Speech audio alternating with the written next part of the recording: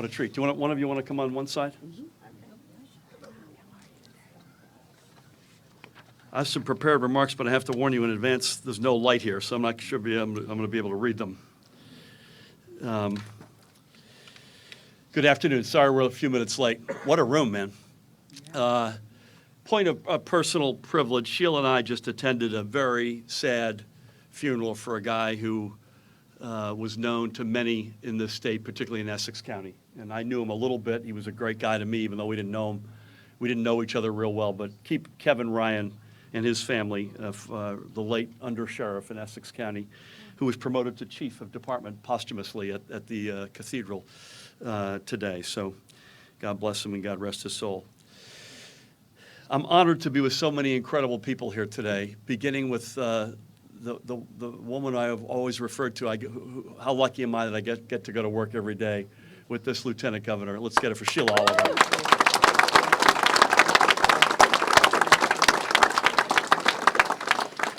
And I don't know where we would be without her. We first met many years ago, and she is now our extraordinary treasurer, another great colleague, Liz Moyo, to my right. So Liz, thank you. And we have an extraordinary, no, I'm good, thank you, okay. But yeah. Actually, I'll let you know, I may come back to you. We've got an extraordinary group of folks standing up here with me today and also in the back and along the side. Faith leaders, AFSCME, ATU, Blue Wave, New Jersey, CWA's in the house, Enviro NJ, Garden State Equality, International Union of Journeymen and Allied Trades, League of Conservation Voters, Lupe PAC, Make the Road NJ, Moms Demand Action, NAACP, New Jersey Citizen Action, NJEA, New Jersey, yeah. Any educators in here? Just checking. New Jersey Policy Perspective, NJ SMART, NJ Working Families Planned Parenthood, yeah. Ridgewood Jolt, SEIU 32, BJ, Sierra Club, and many more. So thank you all so much for coming out with us today. Last Thursday, I think that was the last time we were together with members of the press, the legislature sent to my desk a budget for fiscal year 2019. This budget makes positive initial investments in areas in which there is broad agreement. More funding for our public schools, a nearly tripling of funding for NJ Transit, and property tax relief. And there are several elements to that property tax relief. I'm going to argue it's the most historic step toward property tax relief of any state budget, to name just a few of our shared priorities. These are investments that not only I and we support, but which are broadly supported by the people behind me. Reform groups, communities of color, our faith communities, our small businesses, organized labor, the progressive community, and on and on. But nothing in life is free. And we now have documented that the legislative leadership's plan is nearly $1 billion short in being able to cover these needed investments. This budget marks a return to Chris Christie's New Jersey. And silly me, I thought we had moved on. It relies on short-term revenues for long-term problems, the type of budget that led to the 11 credit downgrades we experienced over the past 8 years. And that's not abstract. New Jersey taxpayers and our future have literally and figuratively paid the price for these gimmicks and one-shots or two-shots. Our Treasury team, comprised of people who directed the revenue estimating efforts for the Office of Legislative Services until just last year, spent considerable time since last Thursday going line by line through the legislature's budget. They reevaluated every proposed source of revenue and every proposed savings and spending item the legislature included. And time after time, they came to the same result. The legislature's budget would close the upcoming fiscal year almost $1 billion short of achieving this administration's target ending funding balance. It's $855 million to be precise. The legislature's budget would end with a $104 million deficit and absolutely no dollars in surplus, zeroing out our proposed $751 million surplus. I know I've taken some heat for comparing the legislature's budget to a Christie budget, but even Governor Christie never signed a budget with a surplus under $300 million, and most were far higher. In other words, forget us returning to this crisis a year from now. New Jersey would be facing an immediate fiscal emergency. And it doesn't have to be this way. Last Thursday, I directed Treasury staff to sit down with OLS and both chambers to walk through together why the legislative revenues and savings don't add up. It was a productive meeting, with Treasury providing detailed supporting documentation requested by both OLS and the leaders. Despite that collaborative effort, the legislature went ahead that night and approved their budget as proposed, ignoring Treasury's warnings regarding over $500 million in unsubstantiated savings. Let me be clear. Falling nearly $1 billion short would put every investment we need to make in our schools, our hospitals, our communities, our small businesses, in mass transit, in social programs, and in core programs the people of New Jersey depend upon. All of that would be put at risk. I cannot sign a budget I know will ultimately hurt the very people it needs to lift up, and I won't sign it. I cannot sign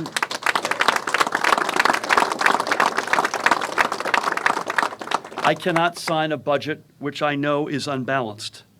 Our state constitution actually prohibits me from enacting anything but a balanced budget. Moreover, I cannot sign this budget at this time on principle.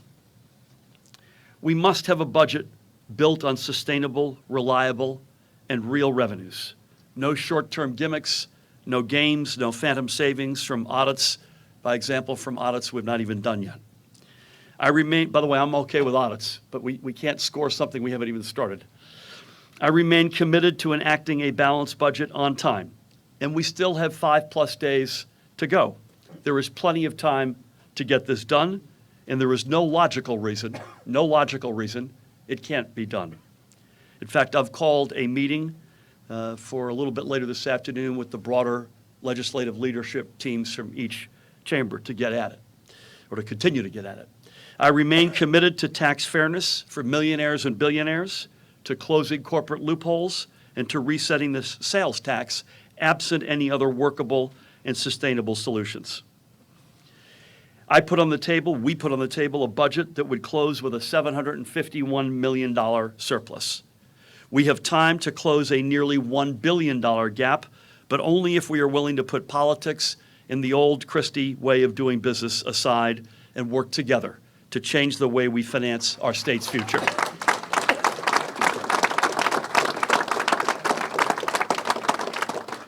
We can and we must get this done for the people of this state. We have an historic opportunity to change the direction of our state after the past 8 years, and I ask the legislature to be a part of this. We were all sent here by people all across New Jersey to do what's hard and right, and to not take any more of the easy ways out. Now is the time, and this is the opportunity. Thank you for hearing me out. Madam Lieutenant Governor, do you want to add anything, or you're good? You good for that? I'm good. I just would like to reiterate that the governor is truly, truly committed to pulling this state out of the morass it has been in fiscally. This budget represents movement towards pulling us out of that morass.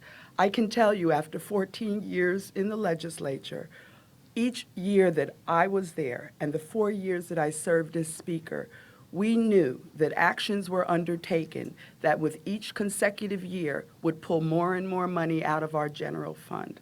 You often hear in Trenton, you can't kick the can down the road any further. This budget, Governor Murphy is committing to the people of New Jersey. The can is going to stop being kicked down the road. Yeah.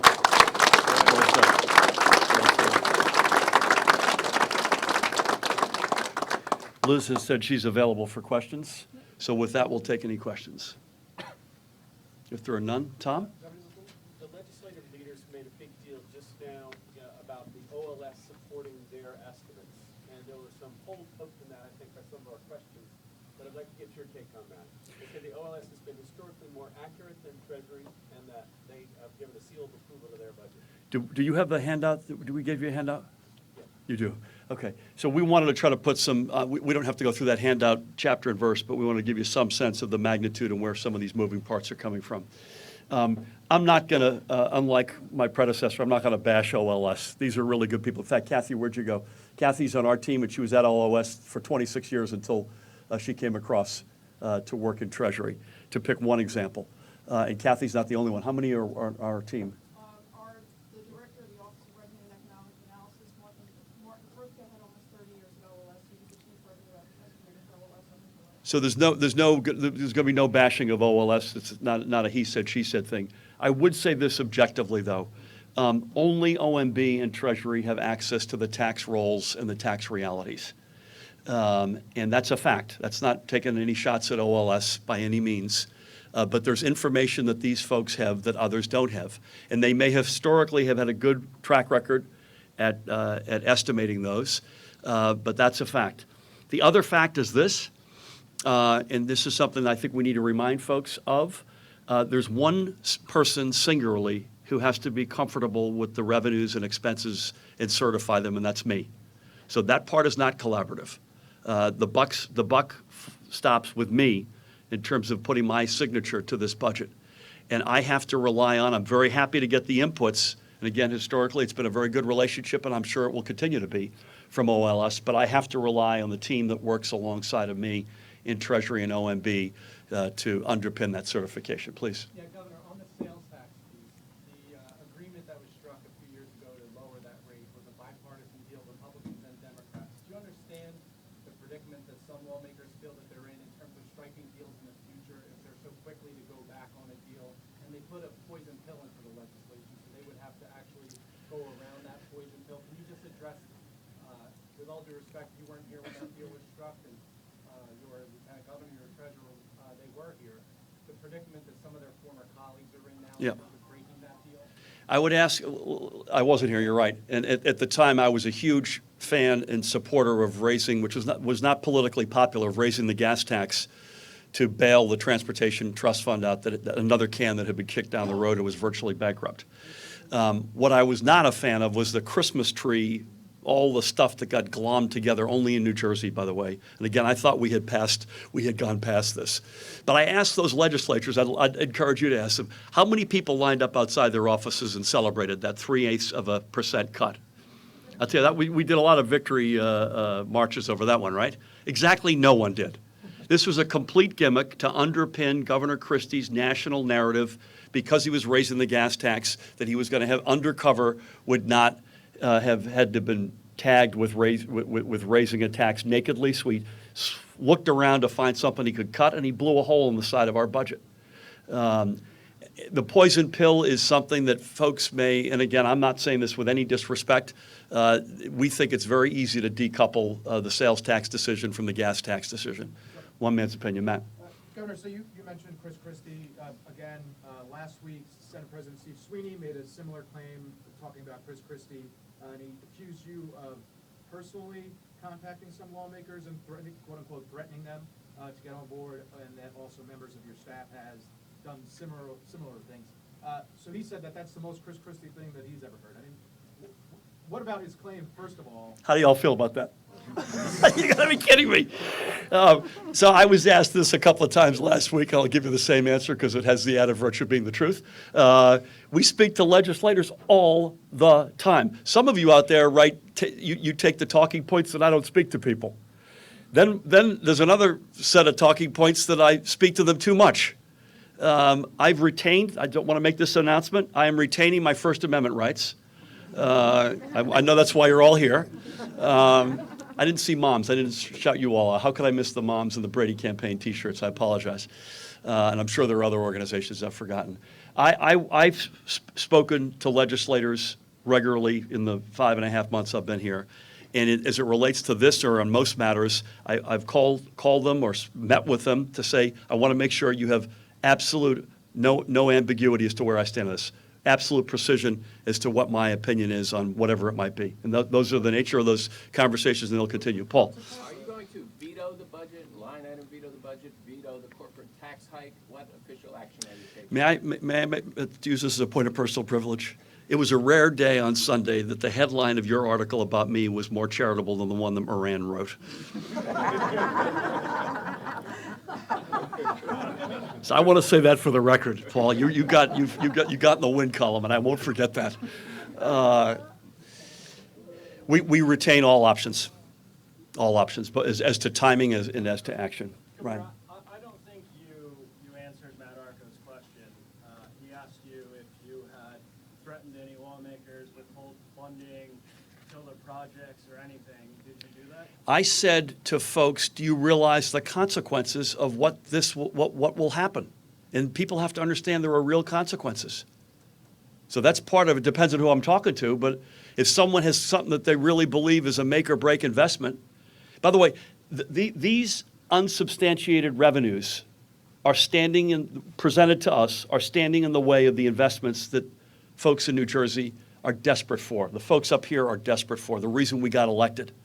This is standing between what we know we want to do and actually getting it done. So I have no problem reminding people of that. Please. To a lot of people, a lot of this stuff goes over their heads. Yep. When I talk to my fiance, my mother, they want to know, is there going to be a shutdown next weekend? So what are your thoughts on that? I remain optimistic that we're going to figure this out. But we will figure it out only if we undo the blockage that I just referred to Ryan a minute ago. We need real sustainable revenues in a budget that I'm going to sign. And again, I'm optimistic because we have logic on our side. It makes sense. When you buy a home, there's a reason why you get a 30-year mortgage and not a 30-day revolver at your local bank, right? You want to, if you've got long-term investments, K through 12, expanded pre-K, access to higher education, NJ Transit, making our pension payments, whatever it might be, those are long-term, many of those are multi-year slugs. You need a multi-year, long-term sustainable revenue plan. Charlie. You've made this argument repeatedly about sustainability.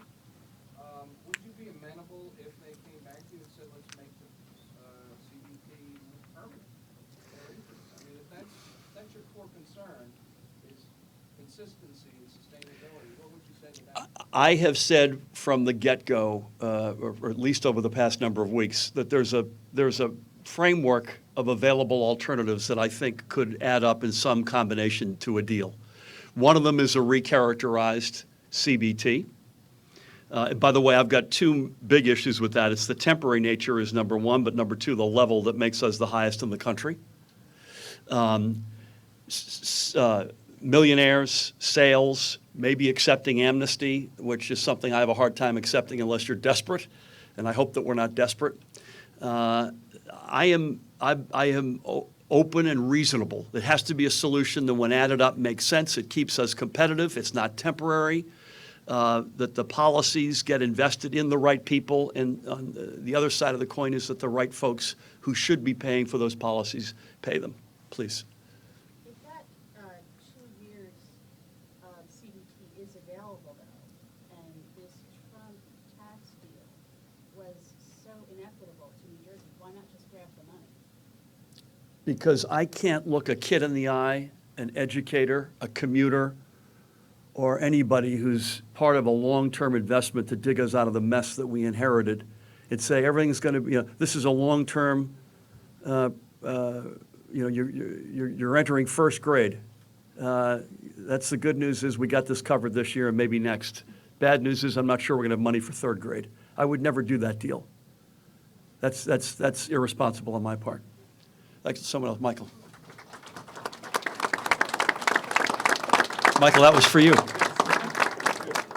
And richly deserved, I might add. The list of concerns that are in today's press release note that the budget that the legislature approved includes $69 million from the marijuana tax. Yeah. That hasn't yet been approved. Do you think its inclusion is indicative that they intend to approve that? I don't know, but the answer is that's part of the math that you've got in front of you that we've taken out because we need that to be done before we can score that. I'm still optimistic. As long as we do it the right way, I'm optimistic that we'll get it done, and if we do, we'll score it. We had scored it at 60 in our budget. Liz, They scored, come on in. what they did was, what we had put in the budget was split between medicinal and recreational. They kept the money, but attributed it all to medicinal, which we don't think is an attainable goal for medicinal. So the majority of what we had put in the governor's budget was for recreational. We had 20 million in for medicinal, and now the entire amount they have scored is for medicinal. Thank you. If you don't cut. Hold on, Paul, I got to go to some people who haven't asked yet, please.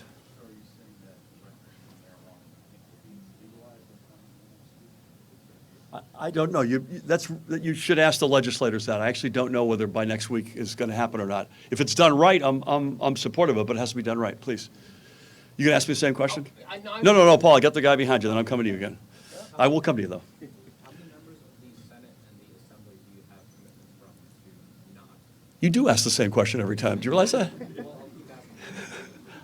I'm not keeping tabs on numbers right now. Paul? What spending do you object to in this? Because if you don't cut the spending, you would need the CBT and the income tax and still come up short of $1 billion, right? So what spending do you object to? Would you line item? Yeah, it depends on the,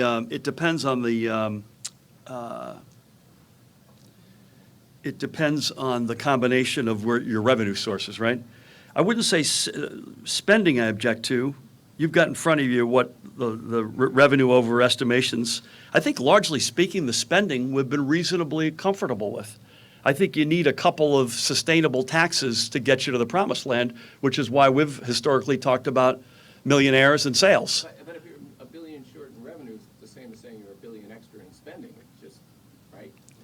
Yeah, I mean, listen, We'd have to make cuts. you'd have to make cuts. You hope you get out of this in a way that these folks don't force our hand to do some tough things. Just to follow up on that. Sorry, I broke my protocol. I apologize. Do you have something? I'll come back to you, though. So you said that you might be open to doing the CBT in some form, if it's permanent, maybe the rates lower. Would you be willing to take one of your tax proposals off the table, either sales or millionaire's tax, and if so, which one would you prefer to get on the table? Too early to tell. I mean, this is, as I said, the framework that we've sort of outlined is looking at a number of different sources and figuring out what we need to do based on realistic numbers that gets us to the place we need to get to. Yeah, thank you. Just to follow up on Paul's question, if there's $855 million that you find to be suspect in revenue, is one of your options to line item $855 million in spending out of their bill in order for us to have a budget on future? If need be, in their lack of presenting sustainable revenues, that's unfortunately the option that you'd be left with, which is a shame given the investments that all of us want so desperately in this budget are embedded in it. Governor, Michael? you said you'd be meeting later this afternoon with the broader legislative leadership. What is that, the budget chairs? And Yes, it's how about the Republicans, are they a part of it? this is, this particular meeting is with the Democrats, but we're talking to the Republicans. This is on the Democratic majority side. How broad is I think it's probably, I'll ask someone else who would know better than I, probably 4 or 5, 6 from each chamber. So 10 to 12 folks.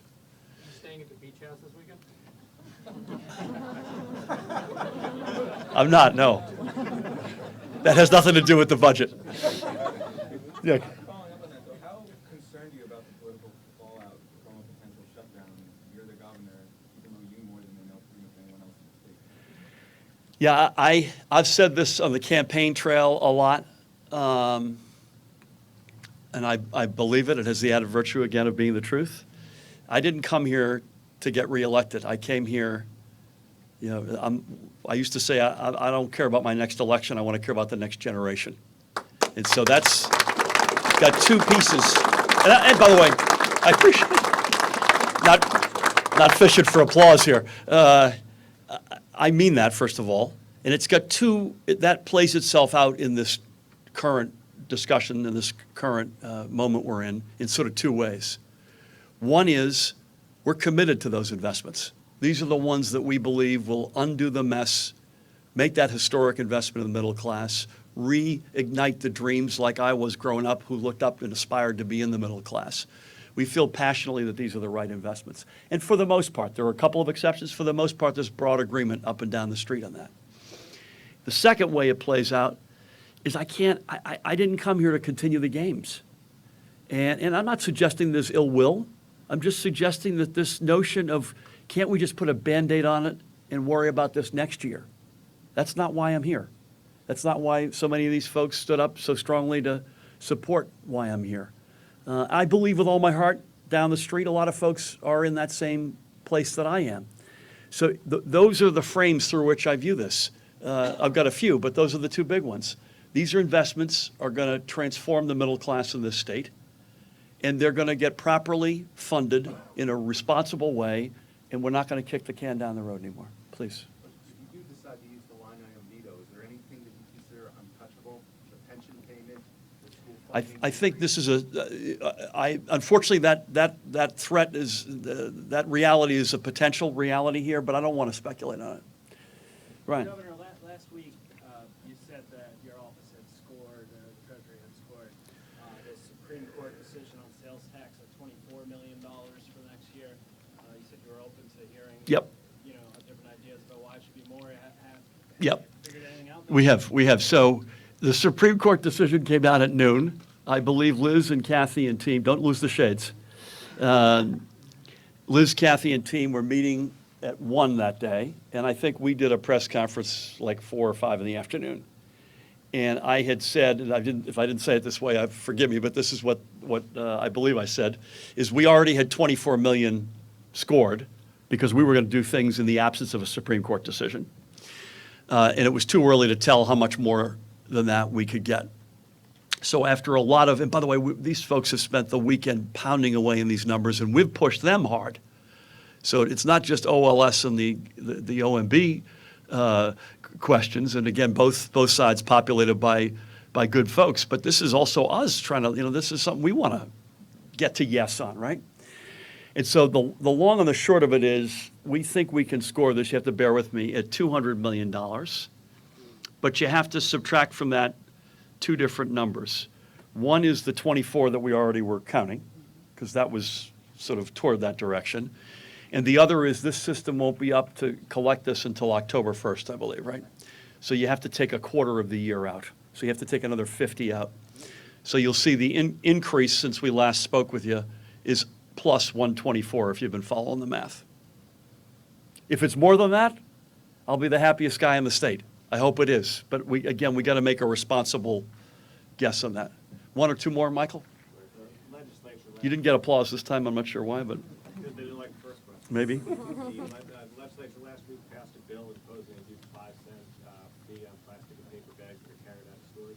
Do you support that bill and support the idea of then converting that money to help pay for the DEP? We have not made any calls on that yet. We'll let you know when we do. Tom? What do you say to legislators who don't believe you will line item out $855 million? I say this would head into programs for all people standing behind you. They don't know me.